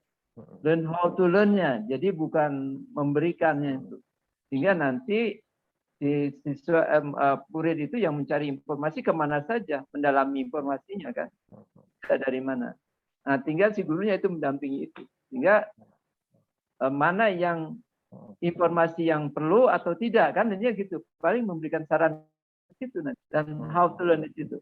Kalau saya melihat dari sisi itu, dan how to learn-nya itu lebih banyak paling-palingnya. Karena bagaimanapun kita tidak bisa mengelak dengan perubahan sekarang. Virtual itu ya, virtualnya seperti itu. Nah, tinggal bagaimana memasukkan konten, kalau itu nanti merancang programnya itu, konten yang bisa menyentuh anak.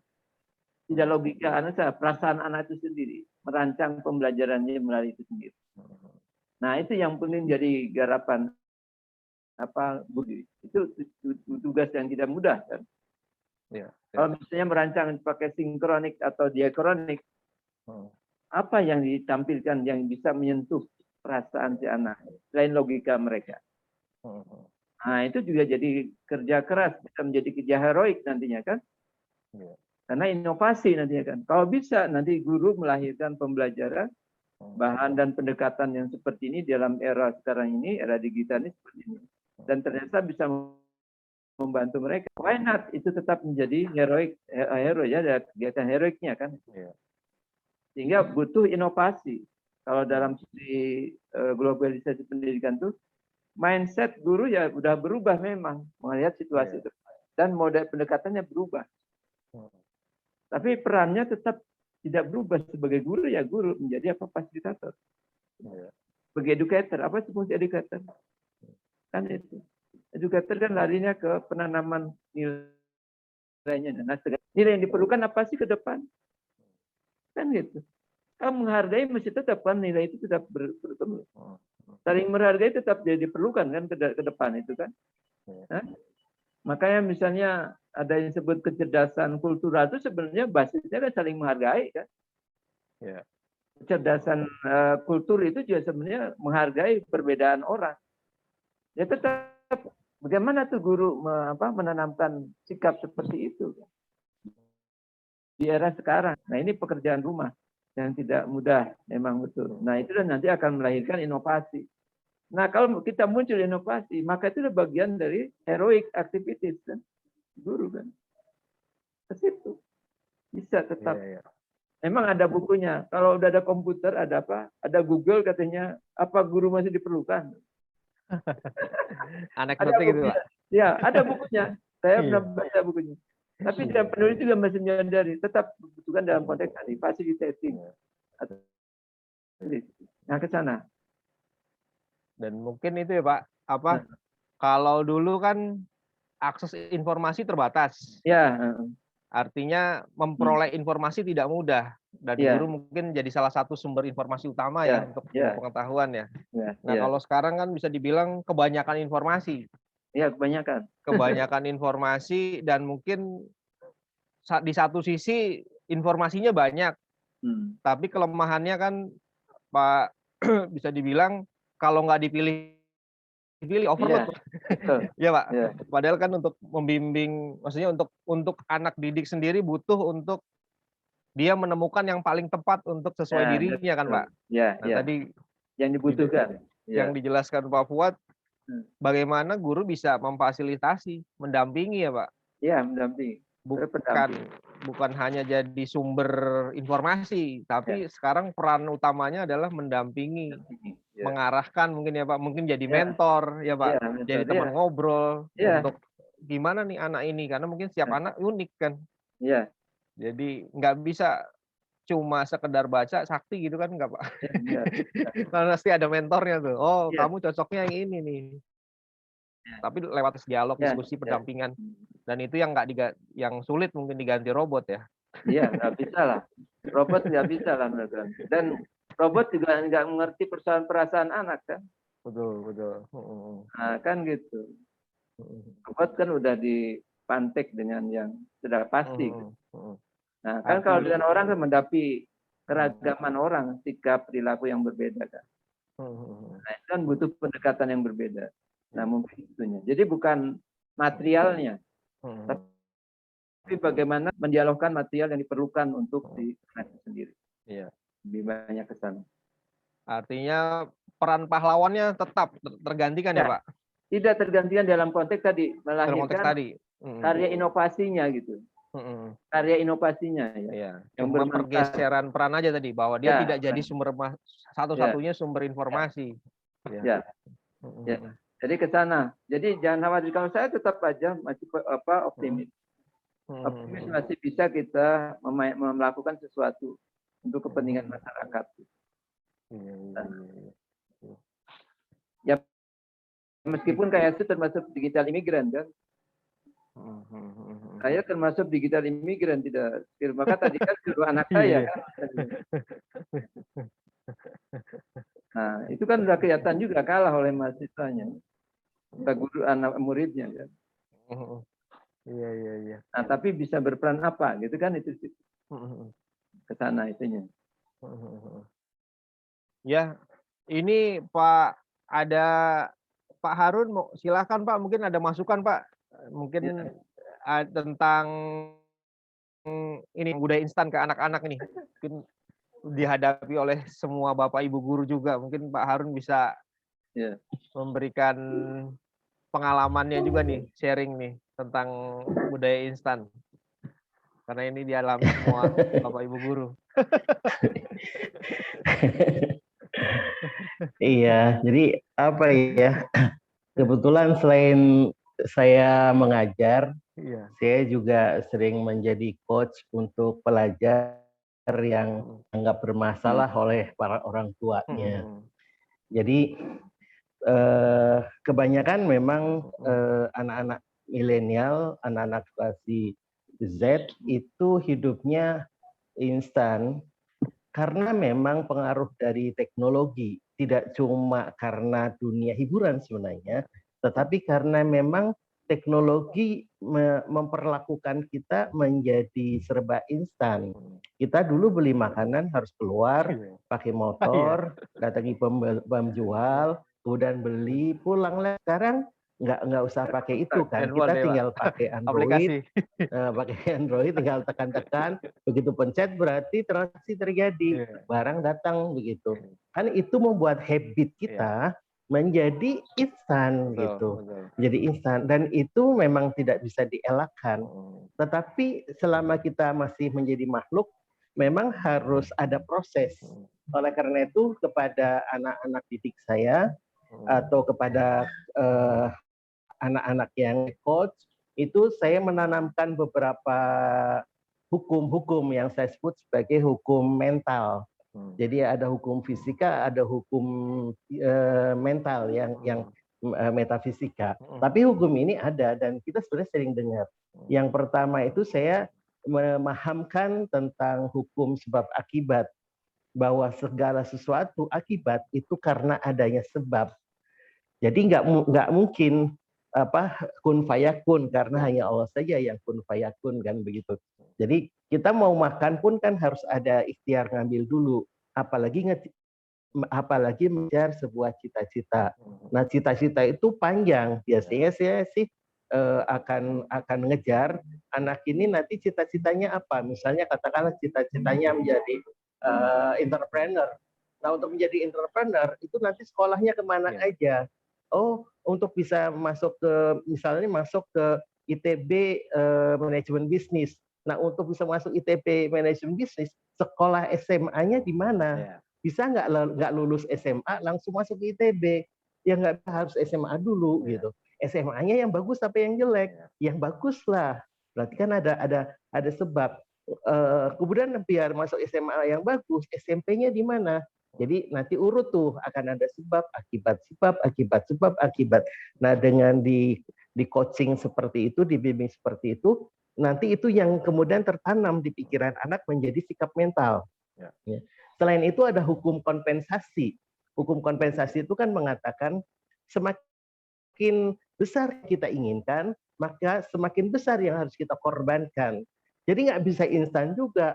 Jadi nggak bisa kita ingin beli makanan yang harganya mahal dengan membayar uang yang sedikit, nggak bisa. Itu kompensasinya kurang gitu kan. Nah, jadi game yang tadi disampaikan Pak Supri cakep banget itu, mau bikin mie instan, tapi nggak instan juga kan, prosesnya harus ada gitu. Lucu juga, jadi terinspirasi sih itu. Itu hukum kompensasi. Nanti ada hukum konsentrasi. Jadi anak kita ajarkan bahwa kalau ingin sukses berarti harus concern ke sukses. Nggak bisa ingin sukses tapi main point blank terus tiap hari nggak nyambung. Misalnya ingin jadi ingin jadi ahli bisnis begitu, tapi main point blank terus ya nggak nyambung. Nyambungnya kemana? Sebab akibatnya kemana? Jadi kalau ingin jadi entrepreneur, berarti konsentrasi dia di situ. Temannya harus yang mendukung ke situ. Kemudian dia syukur-syukur punya mentor dari muda.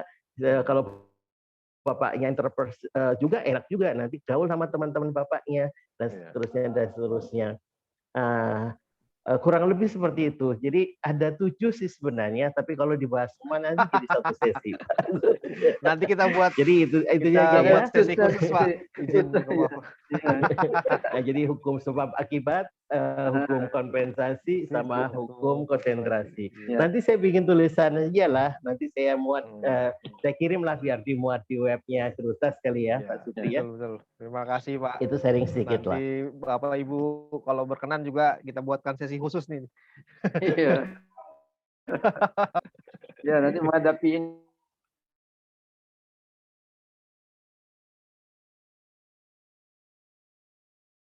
Ingin bertanya kembali. Oke, masih nyimak. Oke. Ya, jadi ini apa kaitan dengan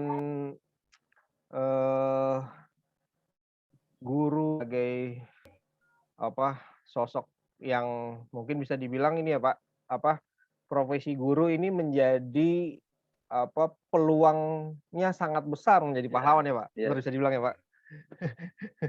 Jadi guru ini punya potensi, salah satu profesi yang punya potensi besar untuk jadi pahlawan bisa dibilang gitu ya Pak ya. Meskipun mungkin sebagai pendidik atau guru kita tidak fokus punya title pahlawan secara personal ya Pak, tapi bahwa ketika kita mau apa punya sesuatu yang lebih hanya sekedar materi, dari sekedar materi ya berarti guru adalah sebuah profesi yang membuka peluang itu tadi ya Pak. Karena tanggung jawabnya tadi seperti Pak Fuad bilang, tanggung jawabnya sudah ke merubah nasib orang, merubah nasib generasi, mungkin merubah peradaban. Nah, kalau dengan ini Pak, apa namanya konteks juga ke ini kan kaitan tadi dengan perubahan yang sekarang, bahwa terjadi perubahan yang sangat dahsyat ya di budaya masyarakat juga, budaya tadi anak-anak juga. Nah, bagaimana nih tadi peran guru sendiri tidak ketinggalan lagi, Pak. Jadi istilahnya ini kan ada yang harus dilakukan lebih gitu ya, Pak ya. Guru karena kecepatan mengakses informasi mungkin anak-anak lebih cepat dibanding mungkin generasi kita atau generasi yang dibanding anak-anak mungkin kecepatan mengakses informasi, kemudahannya. Lagi mungkin kalau rekan-rekan guru yang terbatas kan ya sumbernya jadi lebih terbatas ya. Sementara muridnya mungkin lebih high tech, lebih canggih, lebih cepat gitu. Nah, ini gimana guru bisa mengimbanginya tuh, Pak? Ya. Mas Frey, kita di kelas suka diskusi. Ada 3 peran guru yang diidealkan. Pertama, guru adalah sebagai pendidik. Pendidik tentu mengembangkan potensi seluruh yang ada pada peserta didik, sikap dan perilaku. Nah ini kan itu sebagai ini. Jadi bukan hanya transfer knowledge, itu udah ketinggalan kan. Tapi dia pendidik, kemudian dia yang memfasilitasi pengembangan potensi murid. Kedua, guru akan sebagai pembelajar. Guru itu sebagai pembelajar. Kalau saya lupa yang saya kutip dalam tulisan guru sebagai pembelajar itu adalah tulisannya Rabindranath Tagore. Ibarat apa lampu lilin. Jadi dia kalau menyala, dia tidak belajar lagi, maka berhentilah dia. Nah ini yang diidealkan guru idealkan itu selalu belajar. Belajar dari informasi yang ada, belajar dari murid itu sendiri, menghadapi murid, belajar dari yang lain. Nah ini budaya belajar yang ditumbuhkan. Sehingga misalnya kalau dalam bahasa manajemen ada learning organization. Kan ada gitu ya, sepertinya belajar dari orang lain, belajar dari apa yang terjadi, belajar dalam pengertian belajar mendalami keilmuan, itu penting sekali. Kemudian yang ketiga, guru itu kan sebagai peneliti. Nah, maka di situ harus ditambahkan rasa keingintahuannya terus. Di antaranya itu. Kalau anak sekarang sebutnya kepo lah ya. Jadi rasa ingin tahu. Anak sekarang itu. Jadi misalnya si siswanya bisa begini, ya kita juga diam-diam mencoba mencari. Kan banyak juga informasinya yang diperoleh. Nah gimana? Nah, kan begitu. Jangan sampai ini sehingga kita bisa dialog, bukan takut menjadi rival, bukan, bisa dialog ketika murid berbicara itu. Terus terang aja dengar digital native itu ketika ada mahasiswa membuat usulan dalam diskusi seminar proposal tesis, judulnya itu menyangkut digital proposal, digital native. Waktu itu apanya digital native? Perhatikan aja. Kemudian setelah itu saya pulang di rumah, bukalah internet, masuk ke itu, Genlib dan pada ini. Oh ini ada istilah imigran native, ada istilah digital native. Oh imigran itu ini. Oh kayak saya mungkin imigran native ini. Yang tinggal kehidupannya tinggalan dari itu. Nah ini, jadi dengan prosesnya itu seperti itu. Jadi kalau gimana ditantang sehingga bukan persoalannya kita takut diri bisa dialog. Sehingga gagasan yang disampaikan murid itu bisa dipahami oleh kita. Nah, saya waktu itu dia itu maksudnya mau meneliti ini disertasinya tesisnya ini. Oh iya. Baru saya paham. Oh ya. Berikutnya waktu datang berikutnya diskusi lagi giliran dia lagi, kita bisa ngasih masukan kalau begini. Nah, itu tetap belajar terus. Jadi belajar terus, kemudian jadi peneliti. Nah, terus juga guru kan harus sebagai orang tua kan, ngomong kan. Hubungannya ya gitu, dekat, sering personal dengan kalau ada waktu ya. Karena misalnya pengalaman saya waktu dari PGH, guru-guru saya itu dekat karena bapak saya guru. Jadi bapak saya dianggap guru oleh guru saya gitu. Jadi dekat personalnya itu. Dekat personalnya itu. Jadi kalau ada saya drop dalam bidang itu, dia ngomong ke bapak saya. Oh ini, sehingga nanti bapak saya apa yang melakukan ke saya. Nah ini juga sebagai orang tua ngomong gitu ya. Nah ini sendiri. Nah, apakah kita di dalam kondisi sekarang bisa memainkan peran itu sendiri? Nah ini sendiri yang tantangan bagi kita kalau ingin tetap nanti kita bisa berdialog dengan generasi milenial itu sendiri. Nah ini yang penting, tetap masih belajar. Jadi kita tidak merasa dirinya udah segalanya. Kalau dalam bahasa Arab itu begini, siapa yang merasa pintar sejak itu udah bodoh. Nah gitu.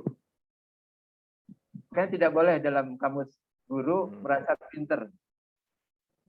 Nah, kita masih belajar terus karena selalu berkembang ilmu. Nah, menarik ini Pak. Menarik nih Pak, yang tadi Bapak Fuad sampaikan nih. Kan tadi ada peran 3 itu tadi Pak. Kan karena ada beberapa kasus juga kadang guru karena merasa yang paling tahu ya dia dari banding muridnya.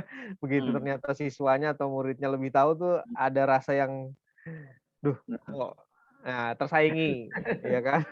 Terus juga mungkin tadi yang ketertinggalan ternyata muridnya lebih ngerti. Tapi sebenarnya kalau masuk ke tadi penjelasan Pak Fuad bahwa ya apa yang disampaikan siswa kalau tidak tahu justru kan kita jadi punya sesuatu yang baru ya Pak untuk kita gali ya.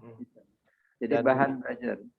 Dan tadi membangun ini ya Pak berarti membangun sikap kita lebih terbuka dan siap menerima informasi baru dan sadar bahwa kita bukan lebih gitu kan, bukan yang paling gitu kan. Ini kan udah perasaan yang salah tuh. Itu harus dihilangkan itu masa paling itu. Iya karena sebenarnya tidak hanya guru, semua orang. Ya. Karena dengan merasa paling itu merendahkan orang lain nggak boleh, jangan. Nggak boleh orang lain. Nah itu tidak ada yang ini. Dan kita nggak perlu malu ya Pak, kalau misalkan ada siswa yang ternyata, kok pertanyaannya jauh lebih tahu dari kita nih. Jadi nggak apa-apa itu ya. Nah begini aja, makanya saya belajar waktu di Pittsburgh itu, ada profesor saya waktu itu nanya, saya mau meneliti label child labor katanya. Terus teman lain, saya tidak punya pengalaman. Pada itu katanya, kata saya tidak punya pengalaman itu sudah langsung. Tapi saya bekerja di lembaga yang menangani sektor informal. Sektor informal itu atau ekonomi kerakyatan itu adalah termasuk menggarap anak-anak yang dipekerjakan, dipekerjakan. Belum saatnya udah bekerja kan. Ada cerita. Saya ceritakan apa ekonomi, pengalaman di lembaga saya ceritakan. Nah, dia langsung dengerin, catat terus. Itu 1 jam. Terus sampai ngomong terima kasih ya. Nanti saya minta waktu lagi. Nggak apa-apa gitu. Nggak apa-apa. Iya. Nah itu nggak apa-apa. Jangan merasa takut nanti saya jatuh ininya martabatnya. Enggak. Enggak akan jatuh martabatnya. Justru di situ akan menjadi tinggi. Insya Allah. Iya. Nah, ke sana. Ya, Bapak-bapak, Ibu-ibu, apakah masih yang ingin bertanya? Ini diskusinya luar biasa ini, banyak hal-hal yang tergali. Untuk informasi Bapak-bapak, Ibu-ibu, untuk sertifikat nanti akan dikirimkan ke alamat email Bapak Ibu masing-masing. Jadi akan dikirim masing-masing ya. Oke. Oke, ini Pak, kalau dari diskusi kali ini Pak, kira-kira mungkin apa nih Pak yang bisa diberikan catatan akhirnya nih Pak tentang guru fungsi guru ya, yang bahwa guru sendiri sebenarnya punya peran, punya kesempatan untuk menjadi pahlawan karena perannya yang sangat besar, perannya terhadap generasi, terhadap peradaban anak didiknya masa depannya kan. Tapi juga di satu sisi lain guru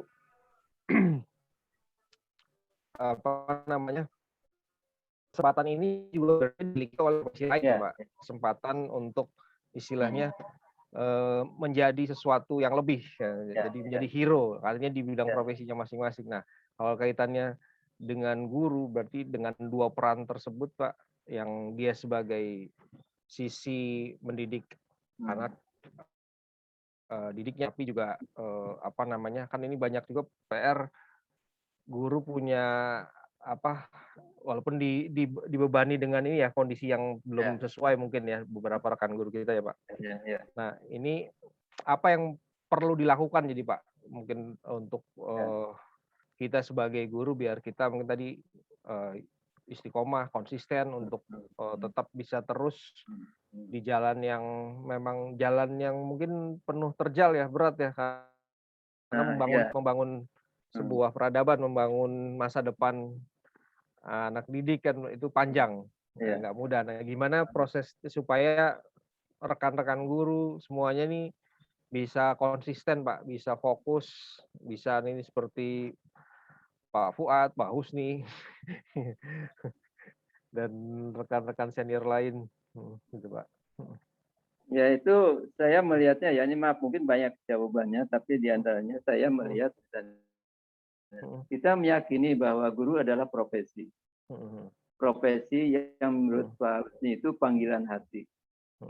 Kalau udah panggilan hati, kalau bahasa ini panggilan ilahi. Karena mendidik masyarakat itu adalah bagian dari tugas keumatan. Nah, harus ingat di situ. Kalau sudah itu khalifah fil ard jadi larinya. Melakukan perubahan di dunia ini. Nanti begitu. Kalau punya yakin itu bahwa kita itu khalifah fil ard bukan perubahan untuk kebaikan umat, insya Allah kita walaupun sekarang ekonomi biasa saja kita akan tegar. Karena kita yakin bahwa kita bisa berkontribusi terhadap membentuk umat ke depan. Nah, terus yang kedua, tadi guru itu sendiri. Guru adalah mau belajar. Dia terus belajar. Tidak, jadi ngajar itu sama dengan belajar juga. Gitu. Didampingi dengan belajar, dia terus. Sehingga tidak, dan ketiga, ya konsep ketawaduan dalam keilmuan. Tawadu dalam ilmu itu kalau belum tahu persis, secara utuh, jangan disampaikan. Takut keliru. Juga jangan merasa diri paling pintar. Nah, kalau punya ilmu disampaikan yang betul. Nah, itu tawadu. Kemudian yang tadi ada yang sebut, kita yakinlah kalau dalam teori kepahlawanan ada guru itu pahlawan transparan. Berbuat sesuatu diam-diam, tulus, tidak diketahui publik, tinggal ada publik dia sampai, tapi insya Allah itu bisa bermanfaat. Nah ini yang sebenarnya sama juga dengan kayak orang tua.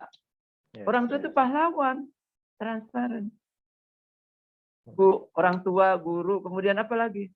Kayak perawat, dokter, terus apa? Termasuk pemadam kebakaran. Nah, yakinkan bahwa profesi itu untuk anak umat, bahwa itu apalagi dalam agama, kalau kita berbuat dengan tulus itu bagian ladang. Ladang apa? Ladang amal untuk bekal ke depan sehingga kita melakukan pekerjaan itu sungguh-sungguh. Tadi, insya Allah itu.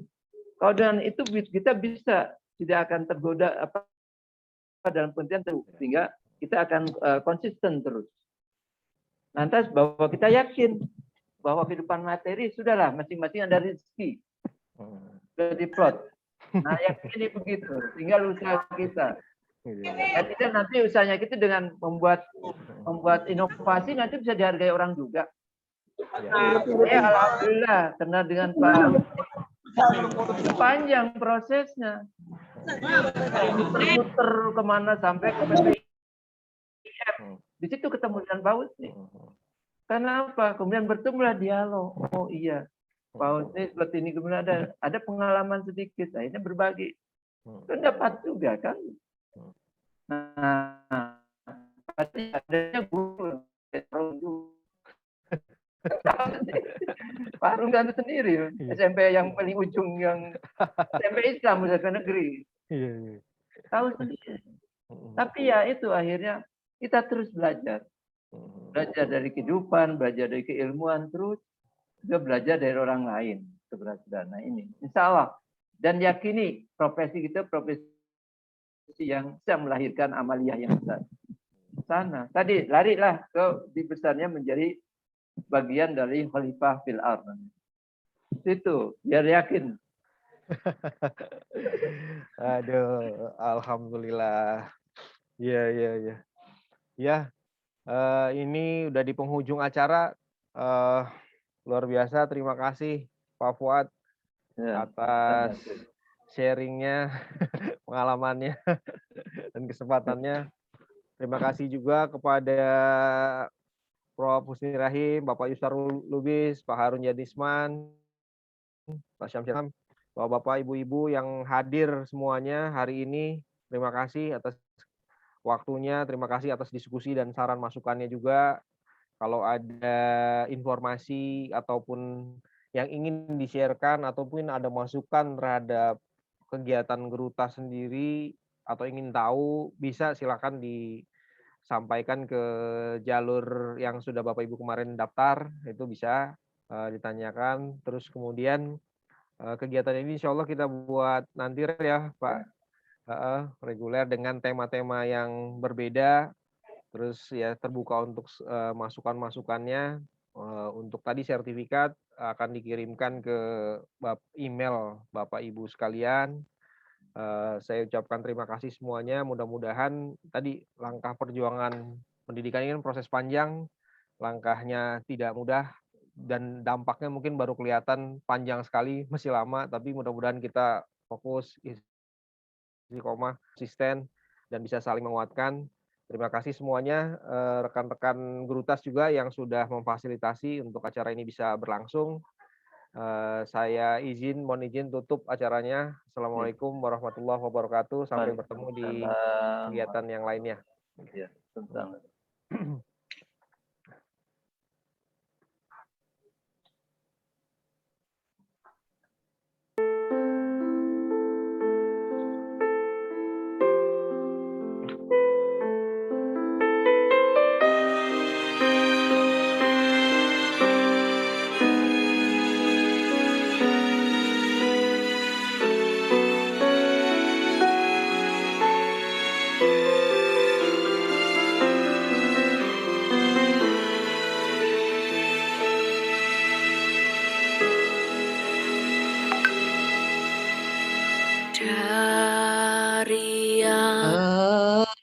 bagimu Hati begitu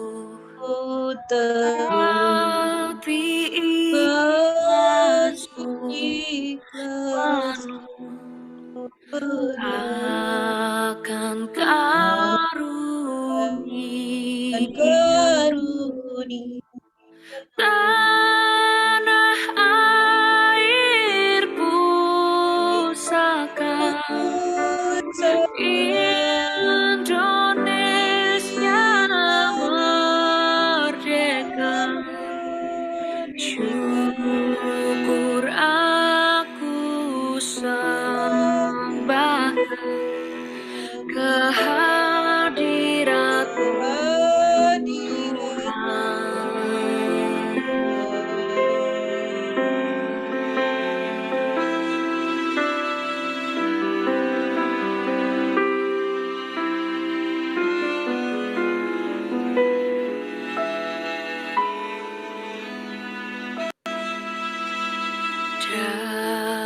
dari yang teguh cinta ikhlasku penuh akan jasa usaha pahlawanku yang bakal Indonesia merdeka. Syukur aku hanjungan ke bawah tuli Tuhan.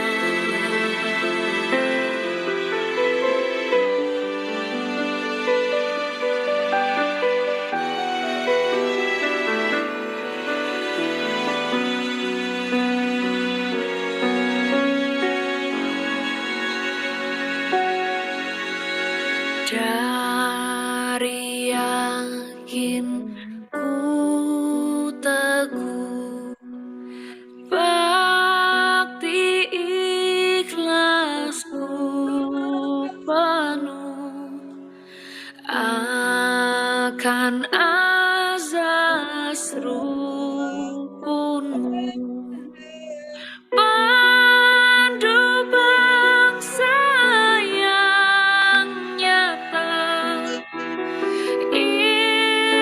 Indonesia merdeka.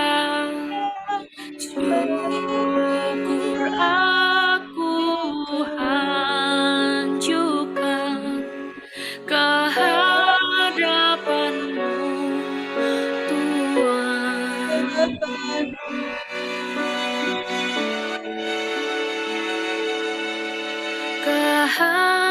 Kehadiratmu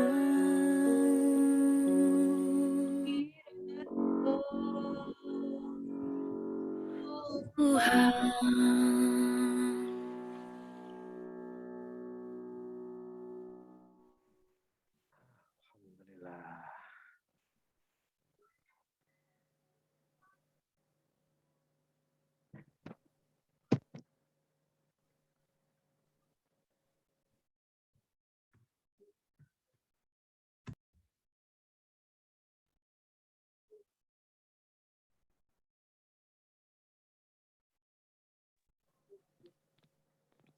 Assalamualaikum. Waalaikumsalam ya.